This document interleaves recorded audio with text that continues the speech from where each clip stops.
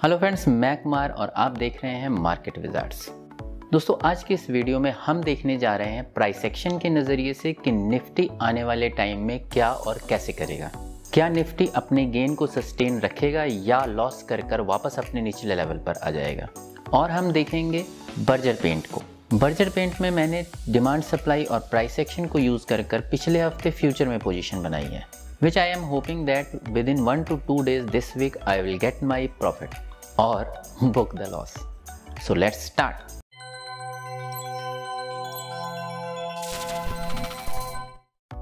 Friends, price action में बड़ी basic सी चीज़ें हैं, पहले हम वो देख लेते हैं।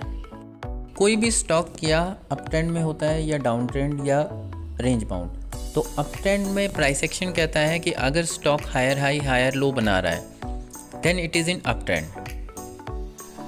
These are higher highs and these are higher lows.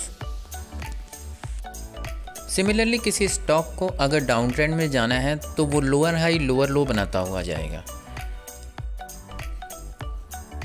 Here these are lower highs and these are lower lows. And apart from that, अगर स्टॉक ना हायर हाई बना रहा है और ना lower low, then it is considered to be as in the range bound.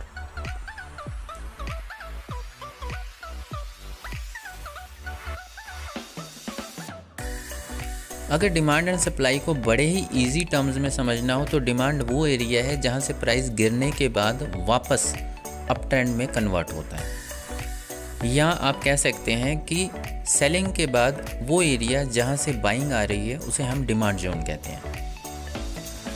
And supply वो area है जहां से स्टॉक गिरना शुरू होता है। मींस स्टॉक अप ट्रेंड में था, सेलर्स आते हैं और स्टॉक प्राइस गिरना शुरू हो जाता है।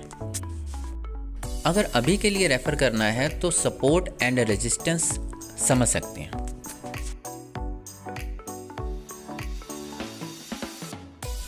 दोस्तों, बर्जर पेंट को अगर हम क्वार्टरली टाइम फ्रेम पर देखते हैं तो अच्छा खासा डिमांड जोन बना हुआ है, वहां से स्टॉक ने रिएक्ट किया है।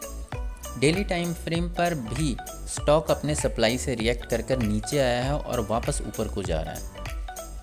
Here you can see that there is a clearly gap and we definitely gonna play that gap. Here stock is clearly making higher high and higher low. दोस्तों, और जानने के लिए चैनल के साथ बने रहें and I promise you won't regret. अगर हम स्मॉलर टाइम फ्रेम पर मीन्स 75 मिनट पर जाकर देखते हैं तो there is a beautiful demand zone. Friends, मैं ऑलरेडी इसमें एंट्री बना चुका हूं और इस टाइम मैंने इसमें फ्यूचर बाय किया हुआ है। फ्यूचर नेक्स्ट मंथ का बाय किया हुआ है। रीज़न ये था कि अगर ये स्टॉक इस मंथ में 2-4 दिनों में मूव नहीं करता तो इस मंथ का जो फ्यूचर है वो एक्सपायर हो जाता, वर्थलेस, और मुझे रोल ओवर पोजीशन को करना पड़ता। उसमें एक्स्ट्रा चार्जेस लगते हैं, एक्स्ट्रा कॉस्ट लगती हैं। डेफिनेटली थोड़ा प्रीमियम में भी ज़्यादा देना पड़ा होगा, पर रोल ओवर कॉस्ट से वो कम होगा। Here you can clearly see that 75 minute पर भी जो ट्रेंड है वो हायर हाई और हायर लो का बना हुआ है। इट मीन्स स्टॉक अभी भी अप ट्रेंड में है। टारगेट जो मेरा है वो ऊपर का सप्लाई जोन या गैप तक का है। दोस्तों, यहाँ मैं क्लियर कर दूँ कि जो हमने फ्यूचर में पोजीशन बनानी होती है वो बनती है on the basis of spot में हम डिमांड सप्लाई प्राइस एक्शन को देखते हैं। फ्यूचर में सेम चार्ट खुलता है, सेम टाइम फ्रेम पे अगर हमें कोई डिमांड मिलता है तो हम उस डिमांड में एंट्री लेंगे एंड आफ्टर एंट्री जो टारगेट और एसएल होगा वो फ्यूचर के बेसिस पे होगा, स्पॉट के बेसिस पे नहीं होगा। स्पॉट को हम सिर्फ रेफरेंस के लिए यूज़ करते हैं। Here it is worthless to say that future is a derivative of spot. Means future and options drive their price from spot. Future में भी सेम डिमांड जोन है, सेम गैप है, थोड़ा प्राइस का फ़र्क होता है, पर ये चलता है। दोस्तों, मैं पहले बता दूं कि I am very much flexible trader. तो अगर मुझे अपने सप्लाई जोन पे जाने के बाद ये लगा कि ये वाला सप्लाई जोन ये ईज़िली तोड़ देगा, then I am not going to book the profit. मैं अगले सप्लाई जोन के लिए पोजीशन को होल्ड कर लूँगा। बड़ी मुश्किलों के बाद ये सीखा है कि hold your profit stocks and cut losses early. Friends, it's worthless to say again and again that these are my holding stocks. मैंने पिछली वीडियोस में इसके बारे में डिस्कस किया हुआ है।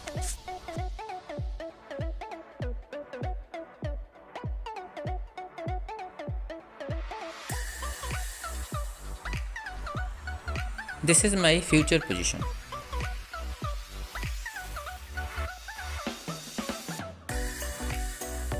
आइए देखते हैं निफ्टी में क्या चल रहा है और इस वीक में हम क्या एक्सपेक्ट कर रहे हैं। दोस्तों, डेली टाइम फ्रेम पे इट इज़ वेरी क्लियर कि निफ्टी अपने बॉटम से हायर हाई हायर लो बनाता हुआ अपने सप्लाई जोन पर पहुंचा हुआ है। Now it is crucial to see कि निफ्टी यहाँ से कैसे बिहेव करता है। अगर हम थोड़ा जूम आउट कर देखें तो हमें पिक्चर थोड़ी अलग दिखाई देगी। ये देखिए, निफ्टी अभी मैंने बोला कि हायर हाई हायर लो बनाता हुआ अपने सप्लाई जोन पे पहुंचा हुआ है, पर उसके उलट निफ्टी अगर हायर टाइम फ्रेम पर देखें तो लोअर हाई लोअर लो बनाता हुआ नीचे को भी आया है।